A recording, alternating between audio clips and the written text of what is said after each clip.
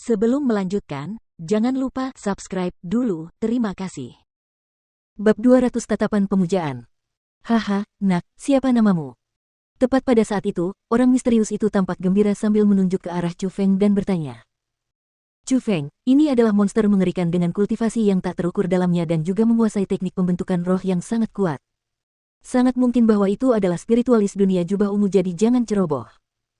Namun bahkan sebelum membiarkan Chu Feng menjawab, suara Egi terdengar di otaknya dan dia dengan serius mengingatkan. Apakah itu benar-benar binatang buas? Bisakah mereka menjadi spiritualis dunia? Chu Feng cukup terkejut. Binatang buas dan manusia itu sama.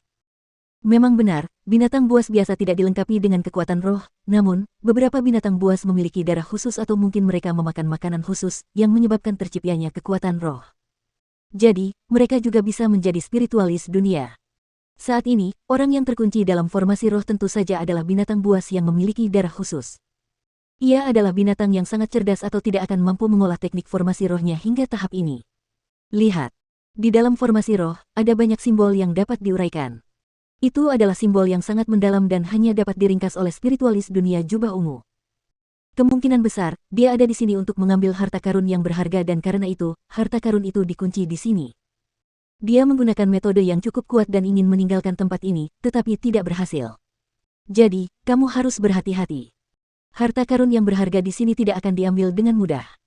Jika kamu tidak bisa melakukannya, maka tinggalkan saja tempat ini untuk saat ini. Egi terus mengingatkan. Oi, nak, kenapa kau tidak bicara? Kau tidak akan takut setengah mati padaku, kan? Hehe.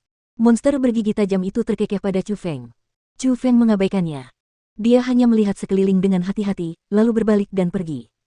Meskipun ada sosok yang besar dan kuat di depannya, meskipun dia tahu di sana ada banyak harta karun yang berharga, Chu Feng tahu betul bahwa sebagian besar dari semua itu tidak ada hubungannya dengan dirinya.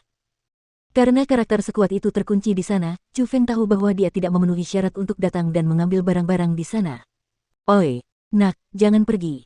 Jangan pergi. Bicaralah dan mengobrollah denganku. Saat melihat Chu Feng ingin pergi, monster itu jelas panik. Namun, Chu Feng tetap mengabaikannya dan terus berjalan pergi karena Egi terus mengingatkan Chu Feng untuk tidak memperhatikannya. Monster itu pasti akan memikirkan cara agar Chu Feng membantunya melarikan diri dari tempat itu. Namun, jika monster itu keluar, tidak ada yang tahu apakah monster itu akan melukai Chu Feng atau tidak. Nak, apakah kau ingin menjadi spiritualis dunia jubah biru dalam waktu 2 tahun? Aku bisa membantumu. Tiba-tiba, kata-kata itu datang dari belakang. Asterista setelah mendengar kata-kata itu, Chu Feng menghentikan langkahnya karena menjadi seorang spiritualis dunia jubah biru terlalu menarik bagi Chu Feng. Jadi, dia bertanya, jadikan aku seorang spiritualis dunia jubah biru dalam waktu 2 tahun. Apakah kamu yakin bisa melakukannya? Wah, kau pasti tidak tahu siapa aku. Terserahlah, tidak ada gunanya mengatakan terlalu banyak kepadamu. Singkatnya, aku tahu sebuah metode yang dapat membuat kekuatan roh seseorang menguat dengan cepat untuk terhubung dengan kekuatan formasi roh berwarna biru dalam waktu singkat untuk menjadi spiritualis dunia jubah biru.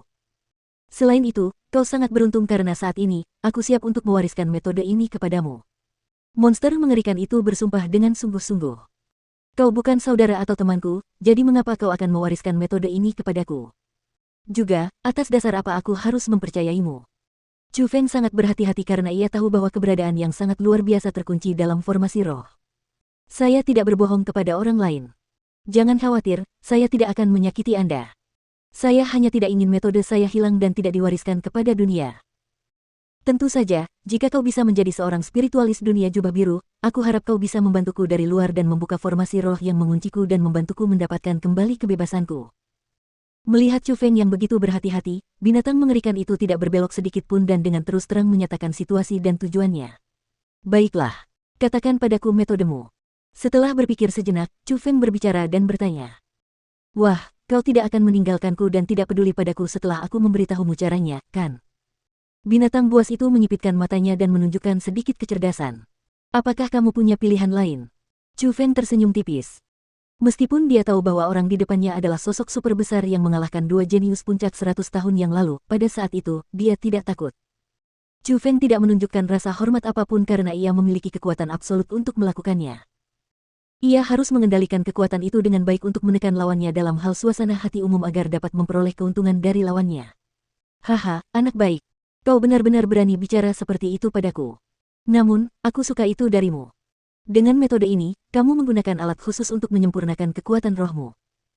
Mengenai posisi alat itu, aku dapat memberitahumu, tetapi aku berharap setelah kamu berhasil, kamu kembali untuk membantuku. Setelah aku keluar, aku akan memberimu manfaat yang lebih besar. Setelah berbicara, monster itu melambaikan tangannya yang besar dan kekuatan Spirit Formation berwarna ungu melonjak keluar. Sebuah peta Spirit Formation yang dipadatkan oleh simbol muncul di depannya. Chu Feng tidak menunda dan dia dengan cepat mengingat peta itu di otaknya. Senior, jika apa yang kau katakan itu benar, aku pasti akan kembali untuk membantumu. Pada saat itu, kau tidak perlu memberiku keuntungan apapun. Anggap saja itu sebagai rasa terima kasihku kepadamu.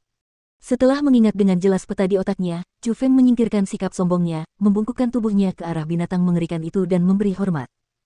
Karena kamu bisa memasuki tempat ini, itu berarti kamu memiliki beberapa kemampuan. Aku akan menunggumu di sini. Monster itu tampaknya mempercayai Chu Feng. Senior, sebenarnya aku cukup penasaran. Harta karun apa yang tersembunyi di sini? Setelah berpikir sejenak, Chu Feng berbicara dan bertanya. Ho, harta karun itu memang harta karun yang bagus, tapi aku belum melihatnya.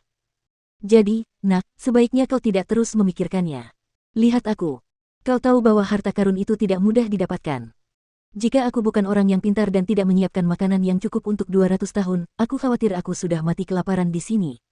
Monster itu tersenyum dan berkata. Setelah mendengar kata-kata itu, Chu Feng merasa sangat terkejut. Dia terkejut dengan betapa mengesankannya menara hantu Asura, dan dia juga mengagumi kemampuan binatang buas itu. Binatang itu menyiapkan makanan yang cukup untuk 200 tahun. Dapat dilihat bahwa binatang itu meramalkan apa yang akan terjadi hari ini dan bersiap untuk itu. Setelah itu, Chu Feng tidak bertanya lebih lanjut, dia berbalik dan berjalan menuruni menara hantu Asura.